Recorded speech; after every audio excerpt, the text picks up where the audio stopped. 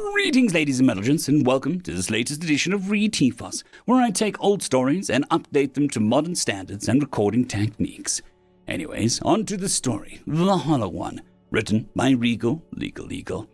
Out! They screeched that word over the speakers. I moved forward, eyes cast down to avoid the glare of massive floodlights that they'd focused on the transport. Going from the darkness of the transport to the bright lights of the camp was always harsh on all sets of my eyes. I tried to keep my ears folded back as best I could to lessen the harsh screeching. All around the edges of the crowd, they were poking and prodding the others with their shock sticks. I had learned to keep with the middle, head down, move forward. I couldn't fault the others for not knowing what to do. They were fresh, terrified, and weary from a long trip with minimal food and water. Most of our people didn't survive through a single camp. This was my fault. I rarely look straight at their captors these days. They hurt my eyes much like the lights. It was so red, both in natural color and heat. Angry, so angry, and angular as well. Their bodies seemed to form with jagged sharp edges and angles that one might think to be machine if they did not know better. They were easily twice as tall as our average, and far more aggressive than any of our kind, even our hunters, like me, who we had been back on our blessed homeworld, was of no concern to them. When they came to our dark paradise, they brought lights, machines, and fire. The jungle burned away to reveal their precious minerals. Those who had been unfortunate enough to get caught were sent elsewhere. We have small hands compared with them, and a thumb on either side of our palm, so they consider us useful for tinkering and scavenging. They send us to break down old operations of theirs, be it mining or conquest. Once we pass the first line of big lights, I glance around, opening one set of eyes at a time to view this new place in every way I can. It is dark and grey right now, cold and dry, but I do see a few scrunchy white images in the distance. There is some power left then. It is a dead city, one of their conquests. But I had not seen one with power left.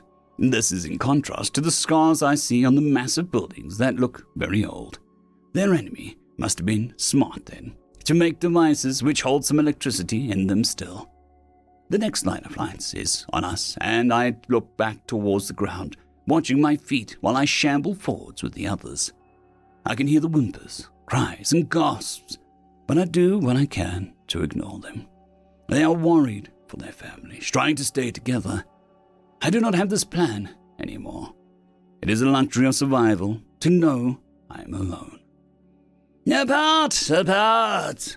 They begin to screech. They mean for us to get into lines, but they don't bother learning more than a few words of our language. I shift into the far left line. Most try and press to the center. This is a mistake. The jobs at the center of the camp do not involve leaving the camp. You are entirely stuck within the walls. But if you are at the edge, they will send you outside. You have more chances. I was lucky in the first camp. It is hard to tell how long it has been since that first camp. In the clutches of the angry ones, and every day of survival seems to stretch far beyond what any day should be. I doubt that I'll see any familiar faces from that horrific learning experience. Of course, as I thought that, Hammerjock showed his mirth of a joke that his life and revealed to me a face that I never expected to see again. He was far ahead of me in this new line, a friend from back before we had any awareness of the angry red ones, another hunter possessing of 3 sets of eyes. I opened all of my own to witness him in every spectrum, and there was no mistaking his spectral visage. True sight, heat, and spark of life, that was the same one. We had barely survived that first camp, but being split for the second. I never expected to see him again. I quickly crushed the flare of hope that had started to rise within me. Hope is not for the survivor. Determination, hatred, these are for the survivor. He sees me and twitches his ears to the right. His thumbs trace a line in the air for me to watch. I look for the girl he indicated. I see her. She is near me. She looks terrified and young. I see some resemblance in the true sight and spark of life. Family? But she is heading into the inner line. Mistake. Before she gets too far and before the guards notice, I reach out, strongly gripping her arm and jerk her into our line. She gasps and whines, but when she tries to look back, I shove her forward. She stumbles into the person before us, who stumbles as well, when my friend is prepared and holds up the next so the line doesn't jam. "Move!" I hear the screech and continue walking. "Why did you do that?" I hear her gasp. Her voice is soft and sweet as a ripe woolish. How long has it been since I heard such softness in this life? Too long. She will likely be dead soon. Softness does not survive well. "Friend ahead, move," I croak, my voice feeling rusty and unused. I talk little these days.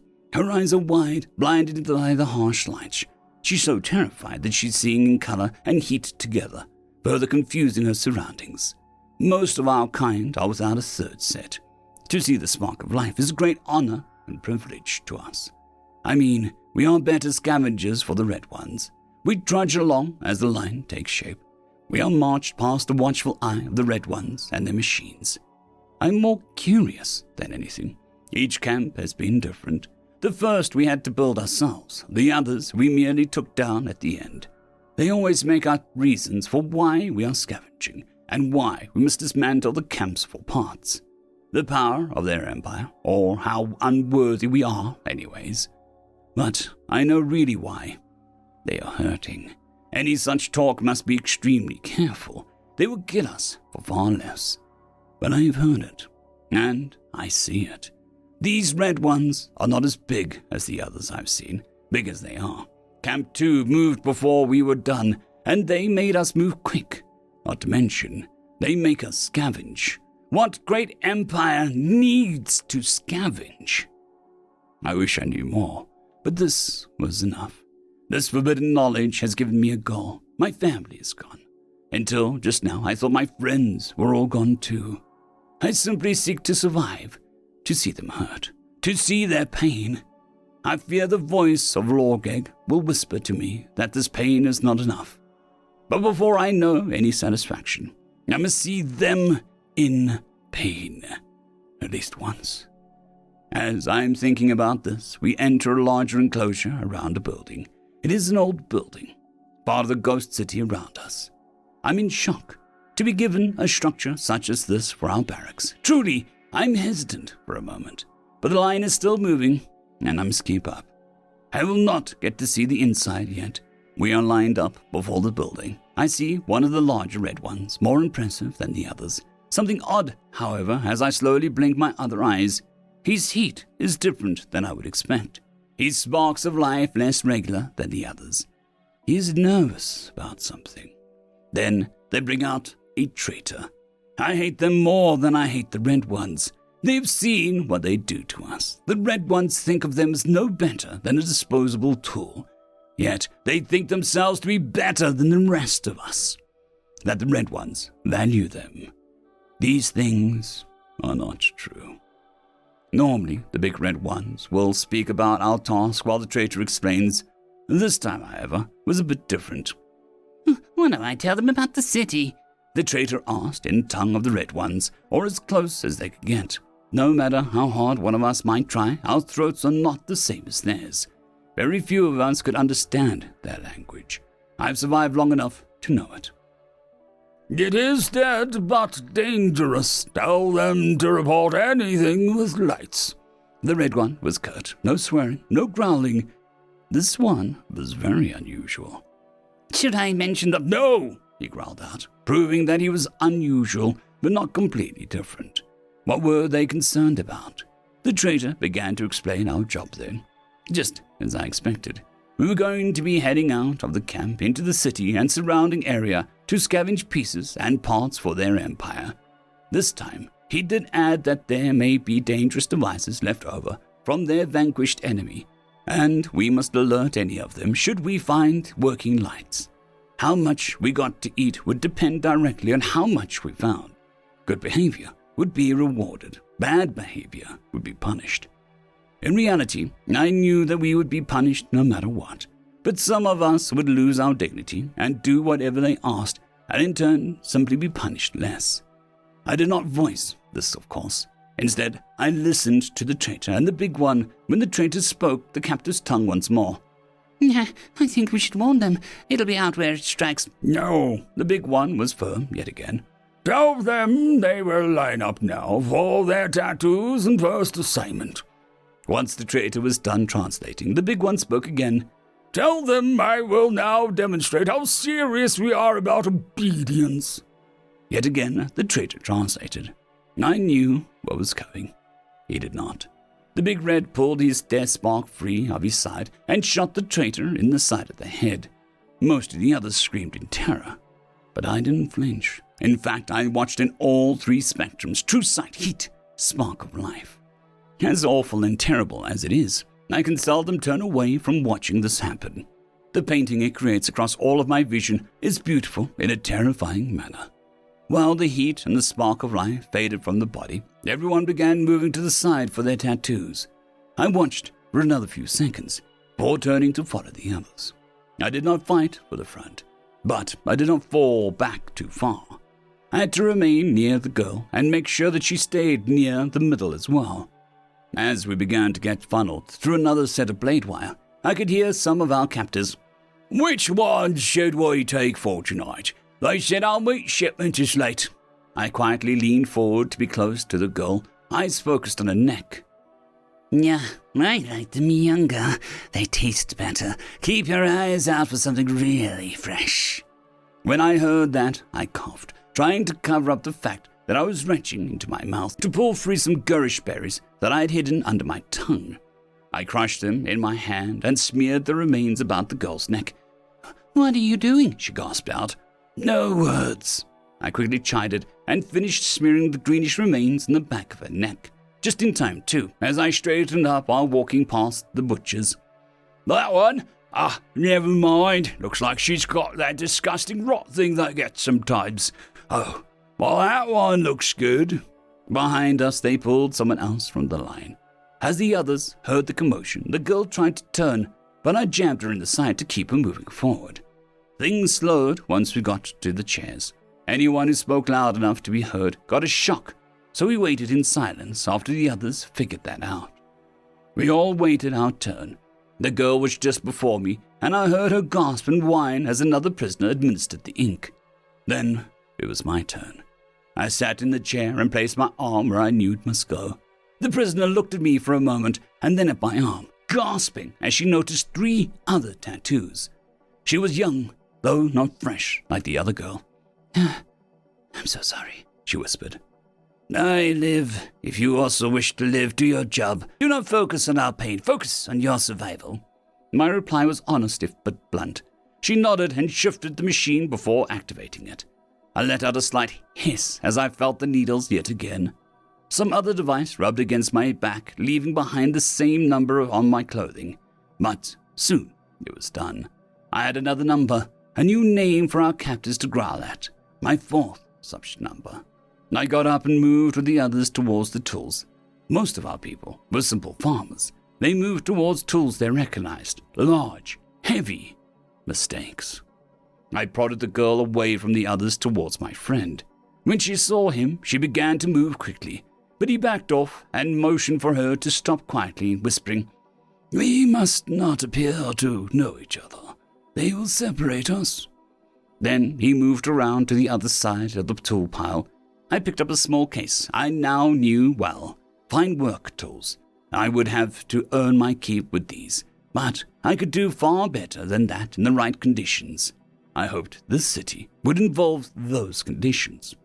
For the girl, I motioned cutters and strippers. Wiring was dangerous for those that could not see the spark, but I could show her, and she would have a decent job.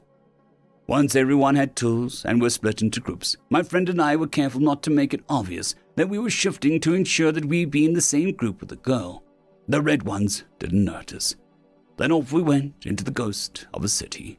Here and there, I noticed the white fuzz of life sparks in old machines. The city was an interesting salvage job. Clearly the old buildings were full of materials, but they weren't after simple raw materials this time.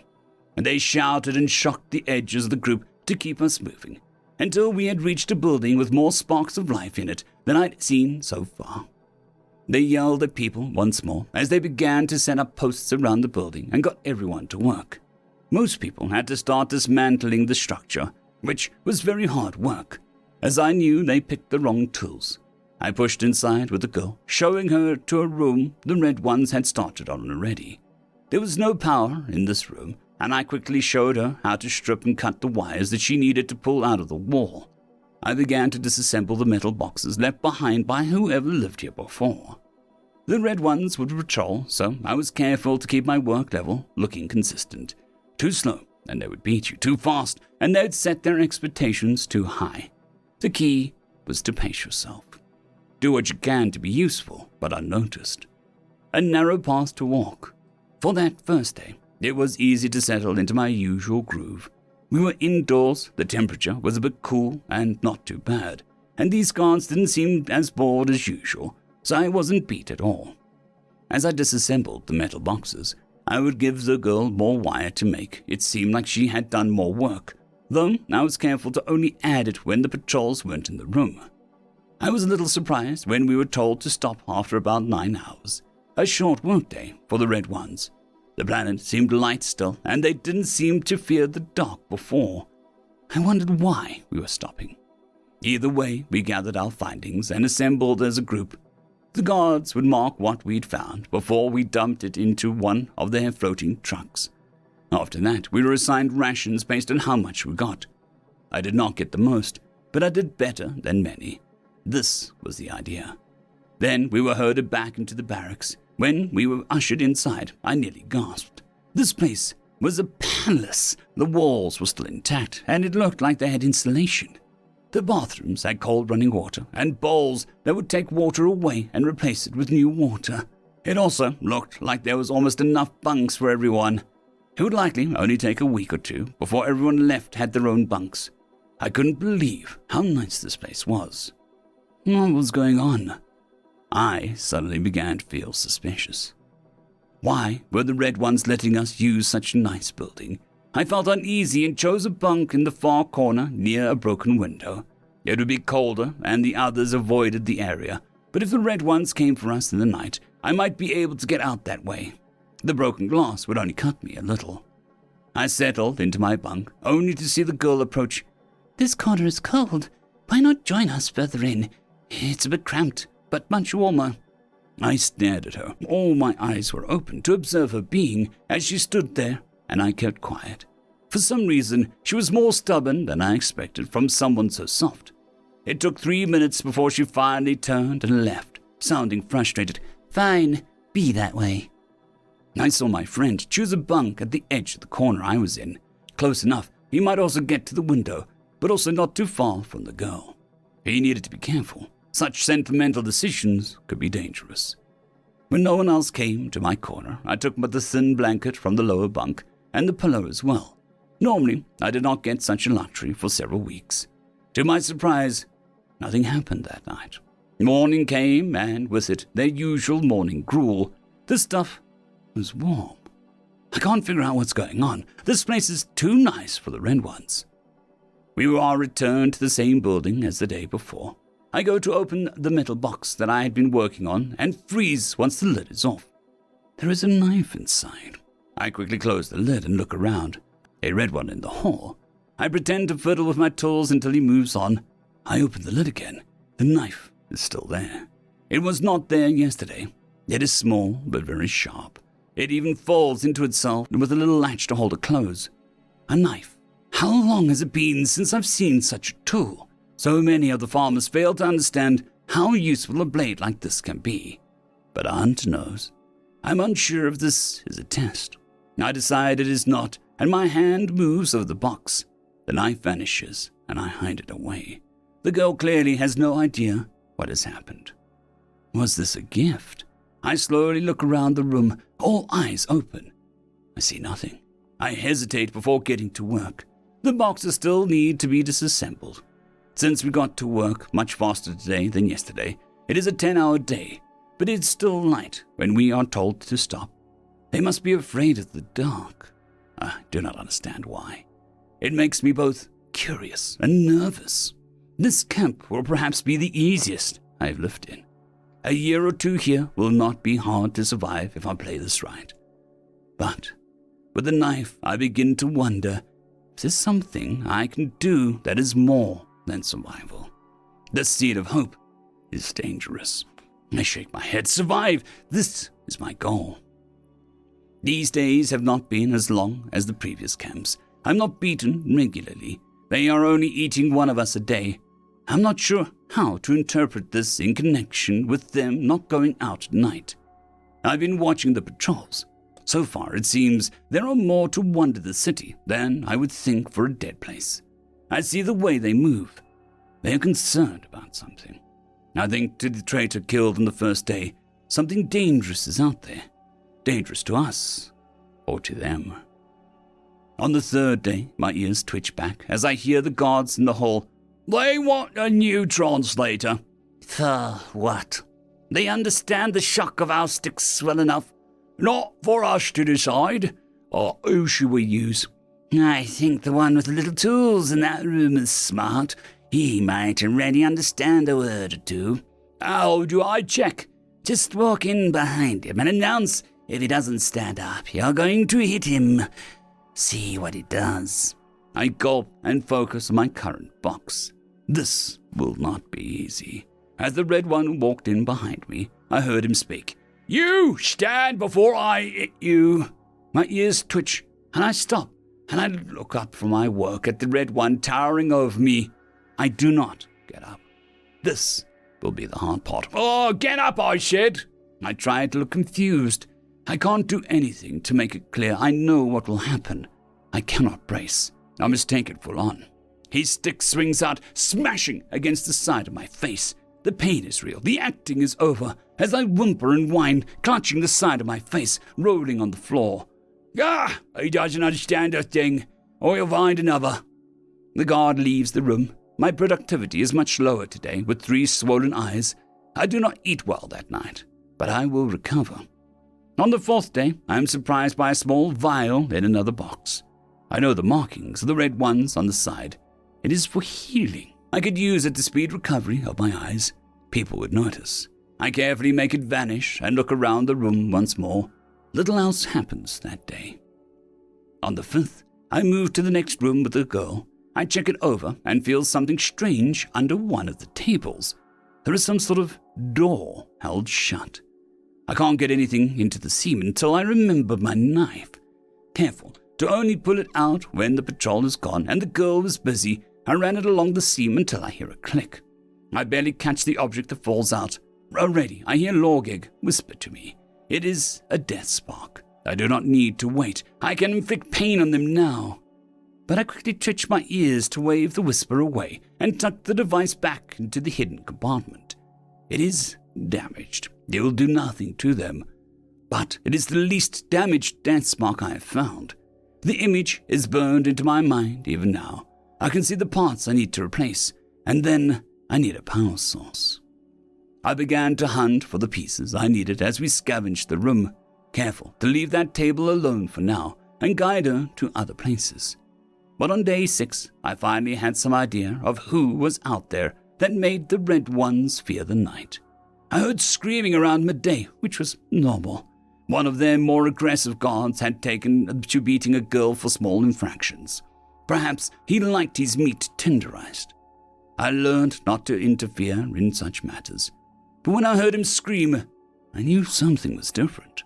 I rushed to the window and saw the dead guard lying away from the building near the trees. The girl was on the ground, bleeding and crying, but his head was facing backwards and his right arm looked crushed. This was clearly not her work. As the girl threw up in the corner of the room, I scanned the trees, all eyes open. I caught movement for a moment and focused on true sight only to see nothing moving. That is, I couldn't see it, but I could see it move. My mind was perplexed by what my eyes were telling it. I saw nothing with heat, but as I closed my other eyes and focused on the spark of light, I saw something. It was blurry, but floating. I was unsure, but then it was gone. Or was it? A ghost to live in the ghost city, a spectre come to haunt the red devils. We were pulled from the building quickly after that. We were all interrogated and the girl was removed, but no one saw anything. I had a perverse pleasure telling the traitor translator they brought out that I saw nothing. It was the truth, and yet a lie, strangely thrilling. The day after began as if nothing had happened, and I found a part for the death spark, then another hidden away in a corner of the third room. I was close now. I needed one more part and a power stone. However, that night, I was awakened by my friend. He had approached my bunk, and I'd grabbed my knife as I opened my eyes, sensing someone's approach. Even when I saw who it was, I didn't relax. "What?" I hesitantly croaked, my voice still feeling rusty. "You're clearly well-suited to the survival. Carissa's sick. Might you have something to help her?" I nearly asked who Carissa was. Then I realized it must be the girl. I had never asked her name, but who else would he be risking this for? I was very hesitant. Her being sick mattered little to me. If she were removed from the group, my job would be easier. One less person to worry about spying on me or betraying me. And yet, years ago, before all of this, he'd been truly my closest friend. I carefully gave him the vial that I had found in the metal box. "Half," I hissed out. He nodded and quietly walked back to the center of the room. When he returned, half of the vial was empty, and he handed it back.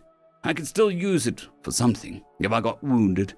I wanted to warn him not to be so careless with his own life, to risk approaching another in the middle of the night, like this. Well, perhaps the others thought this normal, but if I had been less aware of who it was, I might have attacked him after being woken up like that.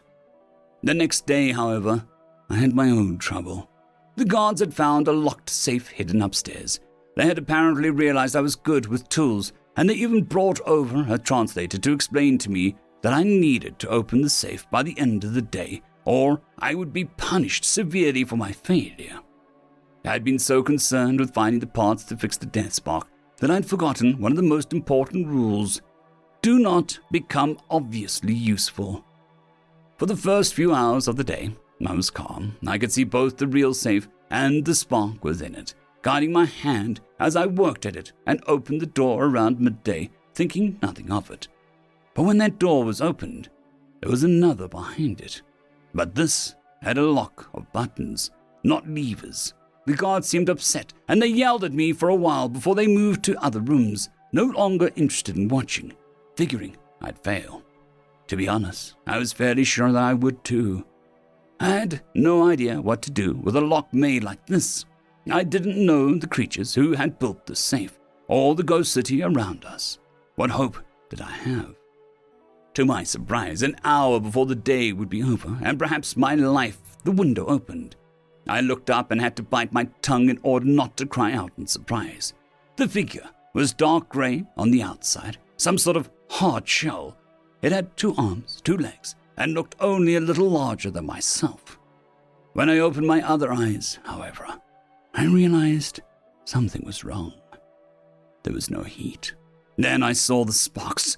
How many sparks? This was no organic being. The sparks ran in patterns I had never seen before. It was beautiful. That gray shell was metal. It was some sort of armor. There was a strange blue light that seeped out of the cracks in the armor, then moved on its own. This hollow being. Without talking, it approached the safe, pressing the buttons in order I couldn't catch, and the second door swung open. From inside the safe, it took a bundle of papers before turning to me and handing me a small power source and the last part I needed. With that, it turned and walked back out the window. I rushed over, but the figure was already gone. When the red ones came, I was sitting on the open safe, the insides full of papers the armor did not take.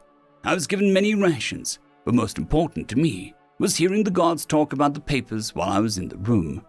They had belonged to something called a human. Was that armor this human? I was curious. I saved and stored many of my rations, knowing that I could escape shortly. I crushed the spark of hope within me, though. I would not let my heart lead. My brain was a tool for survival, a thought cemented in me when my friend approached me again that night. I need that medicine. She is already weak from poor in nutrition and hard work. Half was not enough. Half is enough already, Cold. I have not seen her sick. What is this about? I asked, hand on my knife as I watched the man I'd hoped was still my friend in all spectrums. She is pregnant. I was quiet as I understood the stakes for him now. You moron, you idiot, I growled out. This will surely kill you both. Not if we escape. Surely you have a plan. We must leave soon before they find out. This was rushing things. Survival is not to be rushed. I hated him. I hated her. I was so close to a working despot, and they wanted to rush things. The heart must never lead. This is why, but I did not help. They might take me with them. He's already emotional. How irrational might he get? I need something to cut the blade wire and open this window glass without much noise. I already have these things, he promised. I finally handed over the vial so that he might take the rest to his wife, or who I assumed was his wife, officially or unofficially. Tomorrow, get as many rations as you can. Tell her to be ready halfway through the night. He nodded and was gone. The next day was very nervous for me. I fixed the death spark, hopefully, but had no way of checking it truly. I brought the red ones as much as I could scavenge in a day and was rewarded with more rations yet again. His haul was not as good. I would have to share with them before long. Perhaps I'll have to use them to help me escape and then leave them behind. They will weigh me down. I planned for this now. When the time came that night, they moved into my corner. As promised, he had a tool that could cut glass without a sound. A marvelous device I could hopefully steal before leaving them. The three of us slipped away and approached the blade wire. He had another set of tools that cut through this, but in the ghost of the city I would not need it. He could keep those. We moved carefully through the dark streets then. I could lead the way without issue as I had all eyes open. We were getting close to the building we normally scavenged when I saw a patrol. I motioned for the others to stop. I needed to get inside and get the death spark. The patrol was nearly past when the girl suddenly threw up. I looked back in horror as she began to get sick on the side of the building where we were hiding behind. The patrol immediately heard it and began moving our way. I looked at my old friend for a moment and then ran. He couldn't grab me in time to get my help. I just ran for the building to leave them both behind. Once I was inside, I ran to the table with the hidden death spark, retrieving it from its hiding place as I heard yelling outside. I carefully moved back to the door and could see the patrol outside, my friend and his pregnant wife outside, begging for their lives. I hesitated. 6 red ones, and I only had 1 death spark. And even if I shot 1, wouldn't they kill my friend anyway? I couldn't kill them all fast enough. I thought it over, and my brain told me what to do. I aimed at my friend and pulled the trigger. But there was no death spark. It was a bright blue light that blinded my true vision, making me gasp and stagger in confusion. The red ones were also gasping out, staggering as they clutched their eyes. I was about to run before they got their bearings when the hollow man returned. Walking calmly out of the woods, he approached the red ones, ripping them apart, literally, with just his hands, despite being half the size of the red ones. As I watched, it was strange, beautiful, and terrifying to observe across the spectrums. They tried to fight back, fire their sparks, swing their shock sticks, but the hollow man ignored it all. When the patrol was dead, he approached me and I dropped the death spark. Then he spoke in our language, which surprised me. I knew that you were the one to trust. You are smarter than any prisoner I've seen before. You are human? I asked, more unsure what else to say. I am, though not in flesh. The hollow man spoke to me. I was once flesh and blood, a scholar and protector of the city. I didn't recognize the word at first, and then realized the name that he had for the red ones was Anatlid. They attacked our planet and tried to enslave us. But we fought back. They destroyed our fleets, and we fought back. They burned our worlds, and we still fought back. They could not kill us, truly. Knowing the length of this battle, I gifted my spirit. I could tell these words were limited in our tongue. To this armor. I fight these anatlid even after all this time. Why, help me. I help all under control of them. I do whatever I can to make them hurt. They thought that they were masters of the stars and all that was within them. But we said no. We showed them that they could be defeated. Though we were beaten then, we are not beaten truly. We will never stop so long as even I am here to fight them. Fight I shall. That is why I need your help. My help? I gasped, confused and surprised by that. What help can I offer the man made of metal? I need you to return to the camp before they realize you're missing, so you might help me better fight them here. Despite what you saw, I can still be destroyed. They have better eyes around the camp, better death sparks. But with you inside to act as my own eyes and even ears, I will be able to hurt them far more. When the man said that, my mouth dropped open. It took all my restraint not to yell back at him, but instead speak frantically. I finally escaped, after years of which I am unsure. I held up my arm. I bear the mark of 3 other camps. I escaped so that I may survive. You wish for me to return to that danger? The hollow armor seemed to hesitate. Was that not your plan, to help me save the others? You have been through 4 camps. This I did not know. But how many more camps must your people endure together? How many other planets do they control and use other slaves for their labor? You can survive as 3 in the city, but how many do you leave behind? Would you rather escape and survive, alone and frightened? Or would you return so that you might stand and help me fight? You risk your life, but to save the lives for all prisoners in that camp. Do you have no compassion for them? But they will still come for us if the camp falls. There are others, I stammered out, still unsure. Generations ago, they had never been faced by any strong opponents. When they came for us, we knew we would lose, and still we fought. We did not go quietly. We hit them with everything we had, and while they won, we still also won. While their empire is crumbling. In all this time, they used the same weapons, the same armors they had back then. They have not grown. They use slaves to salvage. I hear them speak of others of my kind, perhaps living, perhaps machines like I. We are returning, and they will fall. Every action we take against them will speed this process. But even alone, humans will free this galaxy from their rule. No matter the cost, no matter how long it takes. So my question is, will you help me save your people? I blinked at that. I blinked in all spectrums. I looked from this hollow man to my friend holding his crying wife now amid the dead red ones. I was about to leave them. I had planned on robbing them. My entire life had become nothing but survival. Nothing more. I had called this seemingly empty armor hollow. But as I looked at it, with only one set of eyes open, I could see the sparks of life very clearly within that shell. Who then was truly more hollow? This armor filled with hope and heart, or my own body, while filled with flesh, was empty of hope or soul, ruled only by my mind. I'm unsure how long I stood, unable to speak, until finally the words came to me. Tell me what I must do to help. I had a new goal. I would free my people. I would help the humans. I would atone for my own lost morality. I would do more than survive. I would achieve. And as I headed back to the barracks, loaded with gadgets the human had given me, I was positive that we would win. I would redeem myself through this.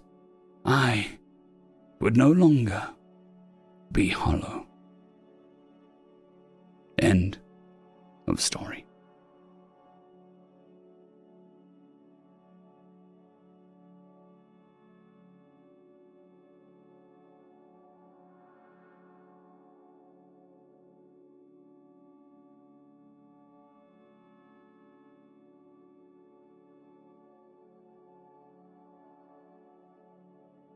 I would just quickly like to thank the T5 peeps: Dragon Soup, Cold War Boomerwaffen, Severin Cerberus, Red Panda 121, Leslie 517, Bushmaster 177, Caspar Arnold, Cam Maxwell, Sans the Skeleton, Lightjock, Dragzoon WRE, and Lord Azrakal.